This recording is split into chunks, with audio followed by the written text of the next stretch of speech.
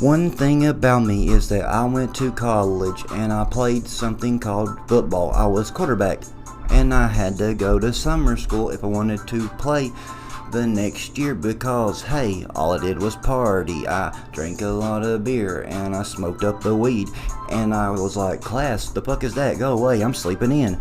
Anyway, it's midnight and I go to this party and I'm walking up the steps, got my 12-pack in hand, and I just burnt a huge blunt. It's not in my hand, it's in my pocket. Anyway, let me tell you this, it's an important tidbit. The football and baseball players didn't get along at this college.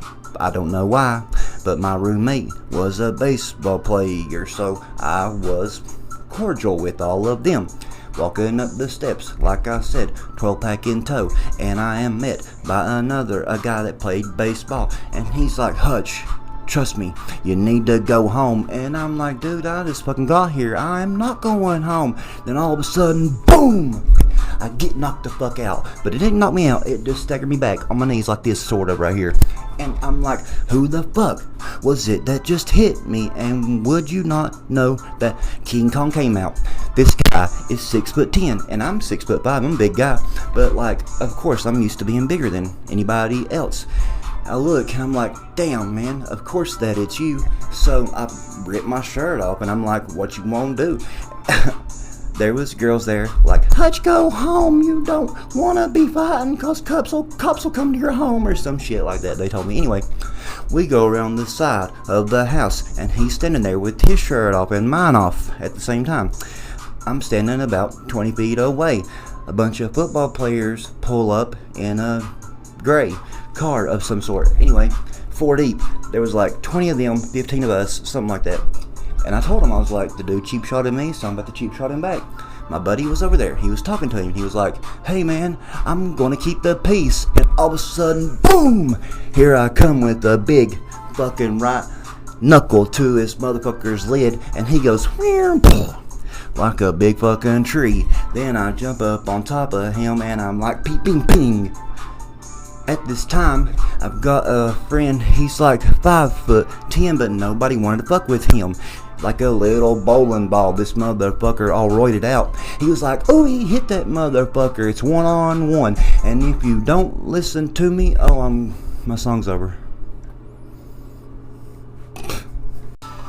Like I said, he jumped up and down and said he hit that motherfucker. And he was like, it's 1-on-1. If you don't listen, you'll have to answer to me. And nobody wanted none of that, so they let us go at it for a couple of minutes down there wrestling around. I beat his ass, to be honest with you, because at some point, a buddy of his was like, hey, I've got a beer bottle. I'm going to sneak up behind you and go pow, pow, pow.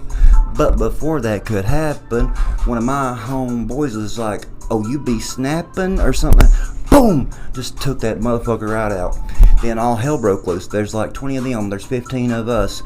We're fighting, swinging, punching, kicking. It's all chaos. Total chaos, okay?